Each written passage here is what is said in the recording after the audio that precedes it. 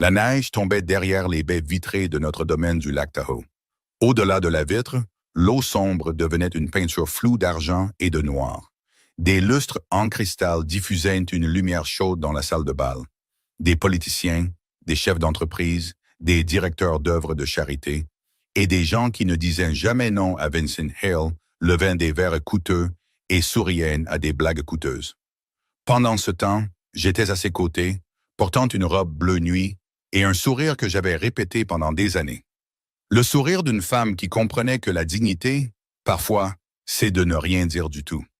Vincent s'est penché en arrière sur sa chaise à la tête de la table. Un bras nonchalamment posé sur le siège en cuir, il avait l'air en tout point de l'homme que les gens craignaient de décevoir. Quelqu'un venait de me remercier pour mon soutien à un programme d'alphabétisation pour enfants à Reno. Le compliment aurait dû s'arrêter là. Au lieu de ça, Vincent a eu un sourire narquois et a fait tourner le liquide ambré dans son verre. « Soyons honnêtes, a-t-il dit. Ma femme n'est respectée que parce qu'elle est se marier avec moi. Quelques personnes y ont gloussé, d'autres ont fixé leur verre. Personne ne l'a contredit. Personne ne contredisait jamais Vincent Hale. J'ai senti tous les regards dans la pièce se tourner vers moi, attendant, observant, s'attendant à de la gêne, de la colère, des larmes, quelque chose. Au lieu de ça, j'ai simplement posé mon verre sur la nappe de lin blanc. Le cristal a produit un léger clic, à peine audible. Pourtant, il a semblé plus fort que les rires. Vincent m'a jeté un regard, s'attendant à une réaction. Je ne lui en ai donné aucune. Car la vérité, c'est que si je m'étais défendu, j'aurais seulement prouvé que je tenais à gagner la discussion. Et ce n'était pas le cas. Ce qui m'importait était toute autre chose. Je me suis levé de ma chaise et j'ai lissé le tissu à ma taille. « Excusez-moi », ai-je dit doucement, puis je suis parti. Derrière moi, la conversation a lentement repris. L'orchestre a continué à jouer. La fête a continué et j'ai continué, mais j'ai remarqué quelque chose que Vincent n'a pas vu. Plusieurs invités m'ont regardé partir avec une expression qui ressemblait étrangement à de la déception envers lui. Le couloir à l'extérieur de la salle de bal était silencieux. Une lumière chaude se reflétait sur les sols en pierre polie. Je me suis arrêté près d'une fenêtre donnant sur la rive gelée. Le lac s'étendait sur des kilomètres sous le clair de lune. Beau, froid, infini, un peu comme mon mariage ces derniers temps. Mon téléphone a vibré. Un message est apparu du directeur d'une clinique pédiatrique de Reno. « Nous avons atteint notre objectif de collecte de fonds ce soir. » « Merci encore. » Le message était suivi de 3 cœurs. J'ai souri malgré moi. Puis un autre message est arrivé. Celui-ci d'une coordinatrice de refuge. « Les nouveaux lits ont été livrés aujourd'hui. Les enfants les adorent. Merci Clara. » Puis un autre, et encore un autre. De petits messages, des messages ordinaires. Pourtant, chacun me rappelait quelque chose d'important. Le respect n'est pas quelque chose que l'on exige. C'est quelque chose que l'on gagne, une personne à la fois. De retour dans la salle de bal, des applaudissements ont soudainement éclaté. Vincent faisait probablement un autre discours, une autre promesse, une autre déclaration. J'ai regardé le lac sombre et je me suis demandé s'il avait la moindre idée du nombre de personnes qui connaissaient mon nom sans jamais se soucier de savoir qui était mon mari.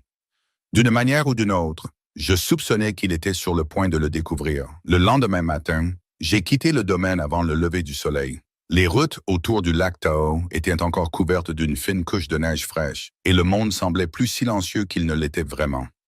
Mon véhicule avançait dans l'obscurité bleu pâle tandis que les premières lueurs du jour touchaient les montagnes au loin. J'aurais dû penser à la fête, au rire, aux mots que je ne pouvais plus oublier. Au lieu de ça, je pensais aux enfants qui attendaient leur petit déjeuner au centre communautaire de Reno. Certaines personnes guérissent en parlant. Moi, je guérissais en étant présente. À 7h30, le bâtiment grouillait déjà d'activité. Des bénévoles transportaient des cartons par l'entrée principale. Des enseignants préparaient du matériel de lecture. Des parents faisaient de la queue, une tasse de café à la main, pendant que les enfants se couraient après dans le couloir. Au moment où je suis entré, une petite fille avec des couettes blondes a couru vers moi. « Mademoiselle Clara » a-t-elle crié avant d'enrouler ses bras autour de ma taille. J'ai ri doucement et je l'ai serrée dans mes bras. « Bonjour Emma. »« Vous êtes venue » a-t-elle dit, comme s'il n'y avait jamais eu le moindre doute. Bien sûr que je suis venue. Derrière elle, plusieurs bénévoles ont souri. L'un d'eux m'a tendu un porte-bloc, tandis qu'un autre me mettait au courant de la collecte de nourriture du week-end. C'était ordinaire, simple, le genre de matinée qui n'apparaît jamais dans les journaux. Le genre de matinée que Vincent ne voyait jamais. Vers 10 heures, j'ai aidé à organiser des livres donnés quand mon téléphone a sonné. L'écran affichait le nom de Vincent. Clara. Sa voix semblait calme. Trop calme. Où est-ce que tu travailles? Un silence a suivi. Tu travailles où? J'ai regardé autour de moi dans la pièce bondée. Des enfants étaient assis sur des tapis colorés, lisant des livres. Des bénévoles triaient des fournitures. La lumière du soleil entrait par de vieilles fenêtres. J'étais dans un endroit important. Une autre pause. Tu es parti sans rien dire. J'ai failli en rire. Tu semblais occupé à divertir tes invités. Son expiration fut lente, contrôlée. Rentre dans la maison ce soir. Je verrai. Avant qu'il ne puisse répondre, j'ai mis fin à l'appel. Pour la première fois depuis des années, je n'ai ressenti aucune urgence à me justifier. Aucun besoin d'expliquer où je passais mon temps. Aucun désir de lui faire comprendre. Certaines leçons doivent en s'apprendre par soi-même. Cet après-midi-là, de l'autre côté de la ville, Vincent assistait à une réunion à l'hôpital pour enfants Saint-Mathieu. Je ne le savais pas à ce moment-là. Je l'apprendrai plus tard. Le conseil d'administration de l'hôpital discutait des manques de financement pour une nouvelle aile pédiatrique. Selon l'un des directeurs, la conversation s'est arrêtée au moment où mon nom est apparu dans la présentation. Une photo a rempli l'écran, puis une autre, et encore une autre. Fourniture scolaire, équipement médical, salle familiale rénovée, bourse d'études, programme de bénévolat. Chaque projet portait le même nom de donateur, Clara Bennett. Un membre du conseil aurait souri et dit « Si Mme Hale soutient quelque chose, nous savons que ça se fera pour de bon. » Un autre a ajouté que la communauté lui faisait entièrement confiance. Vincent a assisté à toute la présentation sans parler. C'est du moins ce qu'on m'a raconté par la suite. Pendant ce temps, j'ai passé l'après-midi à aider un jeune de 12 ans, nerveux, à s'entraîner à lire à voix haute. Aucun de nous deux ne réalisait qu'à plusieurs kilomètres de là, la première fissure était apparue dans l'image que Vincent avait entretenue pendant des années. Pour la première fois, il entendait mon nom dans des pièces où son influence n'avait jamais atteint. Et la découverte ne faisait que commencer. Ce soir-là, la neige tombait plus fort sur le lac Tahoe. D'épais flocons blancs passaient devant les fenêtres du domaine, tandis que les cheminées projetaient une lumière chaude dans des pièces qui semblaient soudainement beaucoup plus grandes que d'habitude. Je suis rentré après la tombée de la nuit, portant une pile de dossiers du centre communautaire. Le personnel de la maison m'a salué poliment. Il le faisait toujours, mais quelque chose semblait différent, plus silencieux, comme si les murs eux-mêmes écoutaient. Vincent était dans son bureau quand je suis passé devant. La porte était entr'ouverte. Il était assis seul derrière un énorme bureau en noyer. Un verre en cristal était posé à côté de lui, intact, des papiers couvraient la surface. Des rapports, des résumés financiers, des plannings de réunion, l'architecture habituelle du pouvoir. Pourtant, il ne lisait rien de tout cela. Il fixait un seul document. J'ai continué à monter à l'étage sans le déranger. 20 minutes plus tard, on a frappé à la porte de ma chambre. Pas un ordre, pas une annonce, un simple coup. J'ai ouvert et j'ai trouvé Vincent debout là. Pendant un instant, aucun de nous n'a parlé.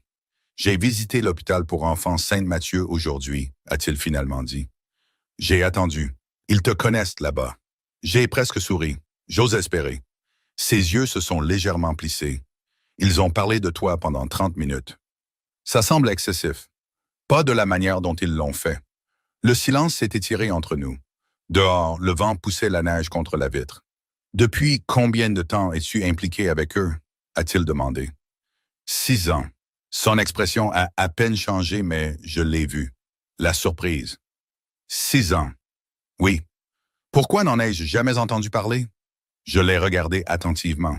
Tu n'as jamais demandé. La réponse a atterri plus durement que nous ne l'avions prévu. Vincent a détourné le regard le premier. Rien que ça, c'était inhabituel. Il bâtissait des négociations entières en forçant les autres à détourner le regard. Il y a d'autres organisations aussi. Apparemment. Une fondation pour l'alphabétisation. Oui. Plusieurs refuges. Oui. Des programmes de bourse. Oui. Sa mâchoire s'est crispée, pas de colère, de confusion, le genre de confusion qui vient quand la réalité refuse de correspondre aux attentes. Pourquoi garder tout ça caché? A-t-il demandé doucement. J'ai secoué la tête. Ça n'a jamais été caché. Tu n'as simplement jamais regardé. Il m'a fixé pendant plusieurs secondes, puis il est parti sans un autre mot. Le lendemain matin, Vincent s'est rendu à Carson City pour des réunions. Vers midi, il s'est arrêté dans une petite église nichée contre des contreforts en dehors de la ville. Il était là pour les affaires. Du moins, c'était le plan. Un prêtre âgé l'a accueilli près de l'entrée. Selon l'histoire que Vincent a entendue plus tard d'un de ses associés, tout a changé quand le prêtre a appris avec qui il était marié. Le vieil homme a immédiatement souri. « Clara Bennett », a-t-il dit. « Elle a aidé à maintenir notre banque alimentaire ouverte pendant l'hiver. » Vincent aurait hoché la tête. Le prêtre a continué, disant que j'étais une bonne femme. Une très bonne femme. Puis est venue la phrase à laquelle Vincent n'a pas pu s'arrêter de penser. « Vous avez de la chance de la connaître. » Pas de la chance d'avoir de l'argent. Pas de la chance d'avoir de l'influence. Pas de la chance de posséder la moitié des propriétés autour du lac. De la chance de la connaître. Au moment où Vincent est rentré chez lui ce soir-là, une autre fissure s'était formée dans les fondations de ce qu'il croyait. Et pour la première fois depuis que je l'avais rencontré, il ressemblait moins à un homme qui comprenait tout et plus à un homme en quête de réponse. 3 jours plus tard, la tempête s'est enfin calmée. Une vive lumière de soleil hivernal s'est déversée sur le lac Tahoe, transformant la rive enneigée en un champ de diamants. De l'extérieur, tout semblait paisible. À l'intérieur du domaine, quelque chose avait changé. Vincent remarquait des choses qu'il avait ignorées pendant des années. Les lettres qui arrivaient chaque semaine. Les cartes de remerciements soigneusement empilées dans mon bureau. Les photos épinglées sur un tableau à côté de mon bureau. Des enfants souriant à côté de livres donnés. Des familles debout devant des maisons rénovées. Des boursiers tenant des lettres d'acceptation. Les preuves avaient toujours existé. Il ne les avait simplement jamais considérées comme assez importantes pour les voir. Ce samedi matin, je me préparais pour un déjeuner de collecte de fonds quand j'ai trouvé Vincent debout dans l'embrasure de la porte de mon bureau. Il tenait une photo à la main, une photo de moi debout à côté d'un groupe de bénévoles devant un refuge à Reno. L'image avait près de 4 ans. « Tu ne m'as jamais parlé de cet endroit », a-t-il dit. « J'ai ajusté les papiers dans mon dossier. Tu n'as jamais posé de questions à ce sujet. » Il a de nouveau baissé les yeux sur la photo. « Tu y étais tous les week-ends. La plupart des week-ends pendant 4 ans, presque 5. » Son expression est restée calme, mais je pouvais voir le calcul derrière ses yeux. Des chiffres, des chronologies, des détails manqués. Vincent comprenait mieux l'information que l'émotion. Il essayait de mesurer ce qu'il avait négligé. « Pourquoi passer autant de temps à aider des étrangers ?» a-t-il finalement demandé. La question m'a surprise. Non pas parce qu'elle était cruelle, mais parce qu'elle était honnête. J'ai réfléchi attentivement à ma réponse. Parce que quelqu'un m'a aidé une fois. Il a attendu. Quand j'avais 17 ans, ma mère s'est tombée malade. Nous avons presque tout perdu en payant les factures médicales. Une organisation caritative locale a couvert les dépenses que nous ne pouvions pas nous permettre. Les courses, le transport, le logement temporaire. Ils n'ont jamais demandé de reconnaissance. La pièce est devenue silencieuse. « Et tu as décidé de les rembourser ?» a-t-il demandé. J'ai décidé que la gentillesse devait continuer à se propager. Vincent m'a fixé pendant plusieurs secondes, puis son téléphone a sonné, il a jeté un coup d'œil à l'écran et a répondu. Je suis retourné à mes papiers pendant qu'il parlait doucement près de la fenêtre. Au début, je n'y ai prêté que peu d'attention. Puis j'ai entendu mon nom. Vincent s'est légèrement tourné. « Elle a aussi financé ce projet », a-t-il dit. Il a fait une pause puis a demandé « Combien ?» Après une autre pause, sa posture a changé. « Je vois », a-t-il dit. Quand l'appel s'est terminé, il a baissé lentement le téléphone. « C'était qui ?» ai-je demandé. « Le directeur d'une initiative de logement à Carson City. » J'ai hoché la tête. « Des gens bien. » Il a ri une fois. Pas d'amusement, d'incrédulité. Apparemment, tout le monde dit ça. J'ai souri faiblement. Peut-être qu'ils ont raison. Cet après-midi-là, Vincent a assisté à une réunion d'affaires privées dans un pavillon exclusif surplombant les montagnes. Plusieurs dirigeants locaux étaient présents, des investisseurs, des promoteurs, des responsables communautaires, des hommes et des femmes habitués à discuter d'influence. Selon l'un des invités, la conversation s'est finalement tournée vers les projets caritatifs à venir. Quelqu'un a mentionné mon nom, puis une autre personne a partagé une histoire, puis une autre. En quelques minutes, la moitié de la salle discutait des programmes que j'avais soutenus au fil des ans. Bourses d'études, subventions médicales, centres communautaires, programmes éducatifs. Un homme d'affaires âgé aurait dit quelque chose que Vincent n'a pas pu oublier. L'argent crée des transactions. Clara, elle, crée la confiance. Ces mots l'ont suivi jusqu'à la maison, parce que la confiance était la seule chose que le pouvoir ne pouvait jamais acheter. Et pour la première fois depuis très longtemps, Vincent Hale commençait à comprendre la différence. La semaine suivante a apporté un ciel clair et des températures plus froides. Le lac ressemblait à du verre poli sous le soleil d'hiver, et la montagne se découpait nettement sur l'horizon. La vie au domaine continuait comme d'habitude en surface. Réunions, appels téléphoniques, dîners formels, emploi du temps planifié des semaines à l'avance. Pourtant, en dessous de tout ça, quelque chose changeait. Vincent avait commencé à prêter attention, non pas aux rapports d'affaires, non pas aux investissements, mais aux gens. Plus précisément, à la façon dont les gens réagissaient chaque fois qu'ils entendaient mon nom. Un mardi après-midi, j'aidais à préparer une cérémonie de remise de bourse à Reno quand j'ai reçu un message d'une vieille amie nommée Margaret. Elle gérait un centre d'aide juridique à but non lucratif. Son texto était simple. « Ton mari est passé aujourd'hui. » J'ai fixé l'écran. Vincent ne visitait jamais des endroits comme ça. 1 minute plus tard, un autre message est arrivé. Il a posé des questions sur toi. J'ai glissé mon téléphone dans la poche de mon manteau et j'ai continué à ranger les dossiers pour les étudiants. La plupart d'entre eux étaient des candidats de première génération à l'université, nerveux, excités, pleins d'espoir. Leur avenir importait plus que ma curiosité.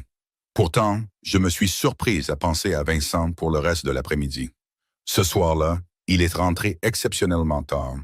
La neige s'accrochait aux épaules de son manteau sombre alors qu'il entrait dans le hall. J'étais assise près de la cheminée, en train de lire. Il s'est arrêté quand il m'a vu. « Longue journée ?» ai-je demandé. « Très. » Sa réponse semblait distraite. Il a desserré sa cravate et a fixé le feu pendant plusieurs secondes. « Tu connaissais Margaret Ellis ?» J'ai levé les yeux de mon livre. « Bien sûr. Elle dit beaucoup de bien de toi. » J'ai souri doucement. « Margaret est so gentille. Elle a dit que tu as personnellement aidé des dizaines de familles à régler des problèmes juridiques qu'elles ne pouvaient pas se permettre de résoudre. » « C'est l'organisation qui a fait ça, » ai-je répondu. Elle t'a spécifiquement mentionné. Il y avait quelque chose de différent dans sa voix maintenant. Pas du scepticisme, pas de l'incrédulité. Du respect qui essayait de se frayer un chemin en territoire inconnu. Plus tard dans la nuit, après que Vincent soit monté, je suis resté près du feu. Les flammes projetaient des ombres mouvantes dans la pièce, tandis que les souvenirs refaisaient une surface un par un. La vérité était simple. La plupart des gens n'avaient jamais eu besoin d'un héros. Ils avaient besoin de quelqu'un prêt à rester, quelqu'un prêt à écouter, quelqu'un prêt à s'en soucier après que les caméras aient disparu. Ça avait toujours été ma philosophie. L'aide silencieuse durait plus longtemps que les promesses bruyantes. Le lendemain matin, Vincent a assisté à une autre réunion privée. Au cours d'une discussion sur le développement communautaire, l'un des participants a reconnu son nom de famille. « Hale » a dit l'homme. « Un lien avec Clara Bennett Hale ?» Vincent aurait hoché la tête. L'homme a immédiatement souri. « Votre femme a aidé à sauver mon entreprise après qu'un incendie a détruit la moitié de notre stock il y a 3 ans. » Une autre personne a entendu la conversation et s'est jointe à eux. Puis une autre. Bientôt, la pièce était remplie d'histoires que Vincent n'avait jamais entendues auparavant. Des personnes différentes, des origines différentes, des circonstances différentes. Pourtant, chaque histoire se terminait de la même manière. Clara est venue. Clara a aidé. Clara est restée. Quand Vincent est rentré chez lui ce soir-là, il se tenait seul sur la terrasse surplombant le lac.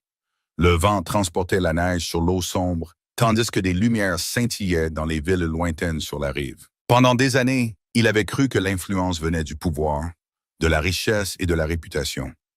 Maintenant, il découvrait quelque chose de beaucoup plus difficile à gagner, une confiance authentique. Et partout où il regardait, les gens semblaient me faire plus confiance qu'ils ne le craignaient. Le moment où tout a de nouveau changé est arrivé un jeudi après-midi tranquille. Je quittais un centre d'éducation communautaire à Reno quand mon téléphone a vibré avec un message d'un des bénévoles. La note était courte. Quelqu'un pose des questions sur vous. J'ai souri pour moi-même. Dernièrement, cela semblait se produire partout. Au moment où je suis retourné au lac Tahoe, le ciel était devenu gris et une neige fraîche tombait sur les routes. Le domaine se dressait au-dessus de la rive comme un monument de verre et de pierre. Ses lumières se reflétaient sur l'eau sombre. À l'intérieur, j'ai trouvé Vincent assis seul dans la bibliothèque. Un feu crépitait dans l'âtre. Plusieurs dossiers reposaient sur la table à côté de lui. Il a levé les yeux quand je suis entré. « Tu as enquêté sur moi », ai-je dit doucement. Il n'a pas nié. « Oui. » J'ai enlevé mon manteau et je l'ai accroché près de la porte. Et qu'as-tu découvert? Pendant un instant, il a simplement fixé le feu.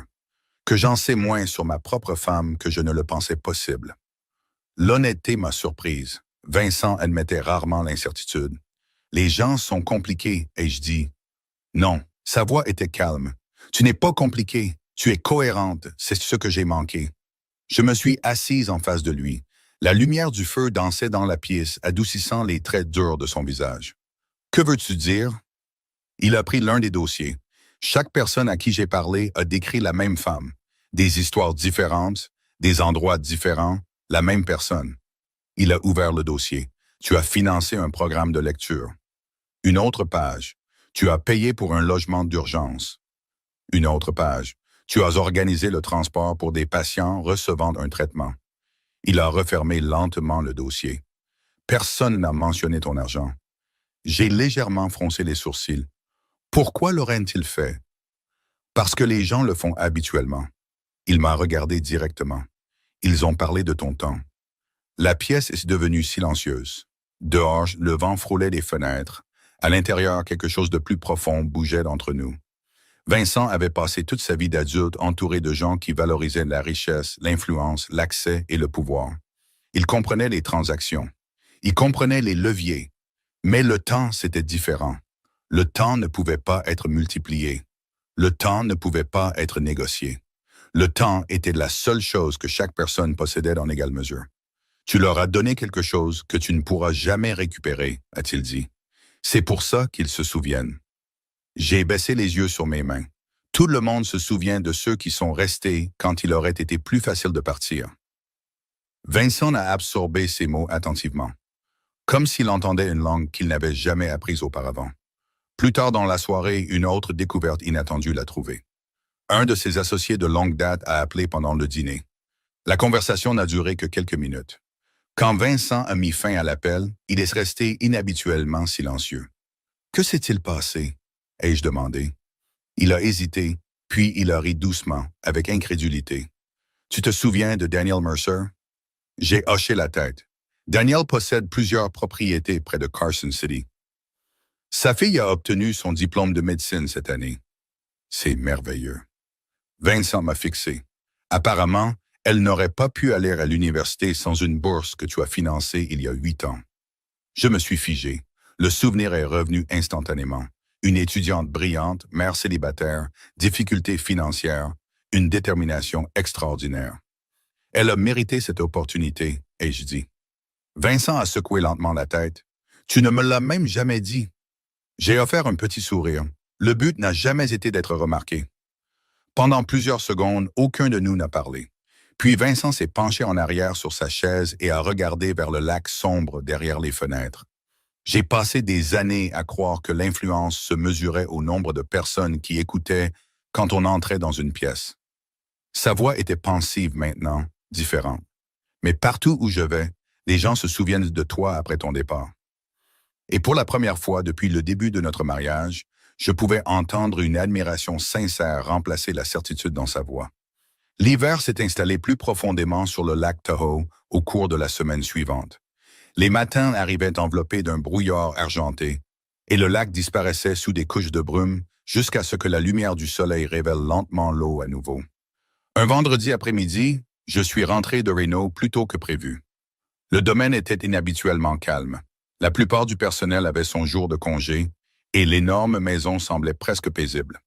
J'ai trouvé Vincent debout seul dans la véranda surplombant la rive. Il ne travaillait pas. Il ne prenait pas d'appel. Il regardait simplement la neige tomber derrière la vitre. Rien que ça, c'était étrange. « Tu es rentré tôt », ai-je dit. Il s'est tourné vers moi.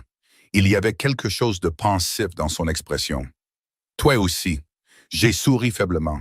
Une rare coïncidence. Aucun de nous n'a bougé pendant un moment. Puis il a fait un geste vers la chaise vide à côté de lui. Assieds-toi avec moi. Je me suis assise. Dehors, des flocons blancs tombaient lentement sur le paysage gelé. À l'intérieur, le silence s'est installé confortablement entre nous. C'était différent du silence après la fête. Plus doux, moins défensif. Puis-je te demander quelque chose? A finalement dit Vincent. Bien sûr. Il a joint ses mains. Pourquoi ne m'as-tu jamais corrigé? Je l'ai regardé attentivement.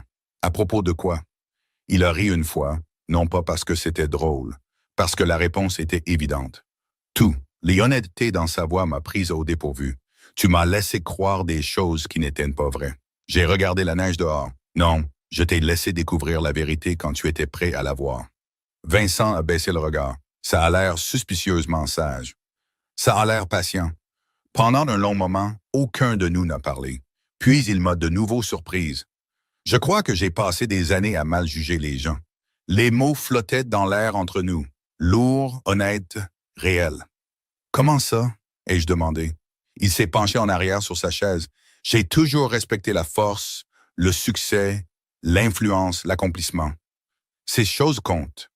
Oui, mais j'ai confondu la visibilité avec la valeur. La phrase est restée dans mon esprit.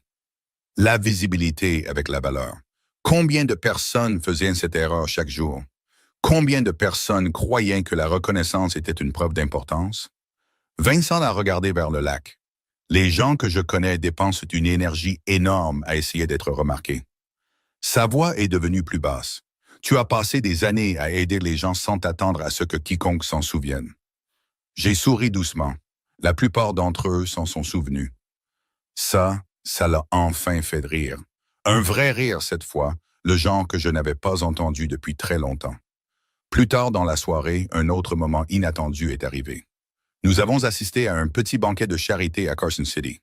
Rien d'extravagant, juste des dirigeants locaux, des bénévoles, des enseignants et des organisateurs communautaires célébrant une année réussie. La salle était chaleureuse et bondée. Les rires résonnaient sous des guirlandes de lumière douce. Au milieu de la soirée, une femme âgée s'est approchée de notre table. Elle a d'abord complètement ignoré Vincent. Ses yeux se sont remplis de larmes quand elle m'a vu. « Vous ne vous souvenez probablement pas de moi, a-t-elle dit. Mais mon petit-fils, si. » Je me suis immédiatement levé et je l'ai serré dans mes bras. Le souvenir est revenu. Une famille en difficulté après une année difficile. Soutien scolaire, tutorat, assistance. De petites choses, des choses importantes. La femme a serré mes mains très fort. Il obtient son diplôme universitaire le mois prochain. Mon cœur s'est gonflé. C'est merveilleux. Elle a hoché la tête avant de se tourner enfin vers Vincent. « Monsieur, votre femme a changé nos vies. » Puis elle est partie. Vincent est resté silencieux longtemps après qu'elle ait disparu dans la foule. Parce que pour la première fois, il était témoin des histoires lui-même. Il ne les entendait pas de seconde main ou ne les lisait pas dans des rapports. Il les voyait et les ressentait. Et en le regardant cette nuit-là sous la lueur chaude des lumières du banquet, j'ai réalisé quelque chose d'important. La découverte ne changeait plus la façon dont il me voyait. Elle commençait à changer la façon dont il se voyait lui-même. Le véritable tournant est arrivé 2 semaines plus tard, un dimanche matin froid. La neige recouvrait la rive d'une couverture blanche et le lac reflétait le ciel d'hiver pâle comme de l'acier poli. Je passais en revue les plans d'un nouveau centre d'éducation pour jeunes quand Vincent est entré dans mon bureau tenant un mince dossier. Son expression était illisible. « Tu as une minute ?» a-t-il demandé. J'ai posé mon stylo. Bien sûr. Il a fermé la porte derrière lui et s'est assis en face de moi. Pendant plusieurs secondes, il a simplement fixé le dossier dans ses mains. Puis il l'a ouvert. À l'intérieur se trouvaient des documents, des photos et des notes manuscrites. Je les ai reconnus immédiatement. Ils appartenaient à un petit projet d'aide familiale que j'avais discrètement soutenu pendant des années. « Où as-tu trouvé ça ?» ai-je demandé. Un de mes avocats me les a apportés. Sa voix était calme, trop calme. Apparemment, une proposition d'acquisition de terrain a atterri sur mon bureau l'année dernière. Mon estomac s'est noué. Je savais déjà de quelle proposition il parlait. Une société de développement avait voulu acheter plusieurs propriétés près de Reno, y compris un centre communautaire desservant des centaines de familles locales. Le projet a été approuvé, a poursuivi Vincent. Mon bureau l'a soutenu. Je suis restée silencieuse. Tu t'y es opposé? J'ai hoché lentement de la tête. Oui. Il a de nouveau baissé les yeux sur les documents. Tu ne me l'as jamais dit? J'ai failli y rire. Est-ce que ça aurait changé quelque chose? La question flottait entre nous, lourde, inconfortable, honnête. Vincent n'a pas répondu immédiatement, car nous connaissions tous les deux la vérité. Il y a un an, cela n'aurait probablement rien changé. Il aurait considéré la situation comme une décision d'affaires efficace, logique, rentable. Mais maintenant, il avait passé des semaines à écouter les histoires de personnes dont la vie ne pourrait jamais être mesurée en marge de profit. « J'ai utilisé ton nom », a-t-il dit doucement. Mon cœur s'est serré. « Que veux-tu dire? » La société de développement a mentionné ton soutien en parlant aux responsables locaux. Il avait l'air sincèrement honteux. Ils ont laissé entendre que tu approuvais le projet. La pièce est devenue très calme. Dehors, la neige tapotait doucement contre les fenêtres. À l'intérieur, quelque chose s'est brisé. Pas de façon dramatique, pas bruyamment, juste assez. Je me suis penché en arrière sur ma chaise et j'ai fermé les yeux. J'ai passé 6 mois à essayer d'arrêter cette proposition. Ma voix semblait lointaine, même pour moi. Des familles auraient perdu l'accès à des programmes de garde d'enfants, des services de tutorat, une aide alimentaire. Vincent a baissé la tête. Je sais. Vraiment? Il a légèrement tressailli. La réaction nous a surpris tous les deux. Je le sais maintenant. Je me suis levé et j'ai marché vers la fenêtre surplombant le lac gelé. Tu as cru un jour que les gens me respectaient à cause de ton nom. J'ai regardé les montagnes lointaines. La vérité, c'est que j'ai passé des années à essayer de protéger les gens des décisions prises par des hommes aux noms puissants. Un silence a suivi, long, douloureux, nécessaire. Quand Vincent a finalement parlé, sa voix était presque un murmure. J'avais tort. Je me suis tourné vers lui. Sur quelle partie? Il a croisé mon regard pour la première fois depuis que je le connaissais. Il n'y avait aucune fierté dans son expression, aucune certitude, aucune armure. Seulement de l'honnêteté. Sur toute la ligne, les mots se sont posés sur la pièce comme de la neige qui tombe. Et pour la première fois, j'ai réalisé que Vincent Hale ne se battait plus contre la vérité. Il se tenait enfin devant elle. Les jours qui ont suivi ont semblé différents. Non pas parce que la neige a cessé de tomber ou parce que l'hiver a desserré son emprise sur le lac Tahoe. Ces choses sont restées les mêmes. Ce qui a changé était plus silencieux, plus important. Vincent n'a cessé d'essayer de s'expliquer. Il a cessé de défendre de vieilles décisions. Il a cessé de chercher des excuses. Au lieu de cela, il a commencé à écouter. Vraiment écouter. 2 semaines après notre conversation dans le bureau, je me suis rendu à Reno pour l'ouverture du nouveau centre d'éducation pour jeunes. La construction du bâtiment avait pris près de 3 ans. Des centaines de bénévoles y avaient contribué. Enseignants, donateurs, parents et étudiants se pressaient à l'entrée sous des guirlandes de rubans bleus et blancs. Je m'attendais à une cérémonie normale. Quelques discours, quelques photos, puis tout le monde retournerait à sa vie. Ce à quoi je ne m'attendais pas, c'était de voir Vincent debout au fond de la foule. Il est arrivé seul. Pas d'assistant, pas d'entourage, pas d'annonce. Juste Vincent. Pendant un instant, je me suis demandé si quelqu'un le reconnaîtrait. Puis j'ai réalisé que personne ne le regardait. Il regardait les enfants qui se précipitaient par les portes d'entrée. Il regardait les salles de classe, la bibliothèque, l'avenir. Et d'une certaine manière, cela rendait le moment encore plus significatif. La cérémonie a commencé. Des responsables locaux ont pris la parole. Des leaders communautaires ont remercié les bénévoles. Puis la directrice du centre s'est avancée, un micro à la main. Avant de terminer, a-t-elle dit, il y a une personne que nous devons reconnaître. Mon premier réflexe a été de reculer. Je n'ai jamais aimé l'attention du public. La directrice a souri. Ce projet existe parce qu'une personne a refusé d'abandonner quand le financement a disparu, quand la construction a été bloquée et quand tout le monde disait que cela prendrait des années de plus à terminer. La foule s'est tournée vers moi. Les applaudissements ont rempli la salle, forts, chaleureux, sincères. J'ai senti mon visage devenir chaud. Les enfants souriaient, les enseignants applaudissaient, les parents aussi. Puis, quelque chose d'inattendu s'est produit. Vincent s'est mis à applaudir lui aussi. Pas poliment, pas par obligation. Fièrement. J'ai regardé de l'autre côté de la salle et j'ai croisé son regard. Il n'y avait aucune gêne dans ses yeux, aucune jalousie, aucune compétition, seulement du respect. Après la fin de l'événement, les gens se sont rassemblés pour parler et célébrer.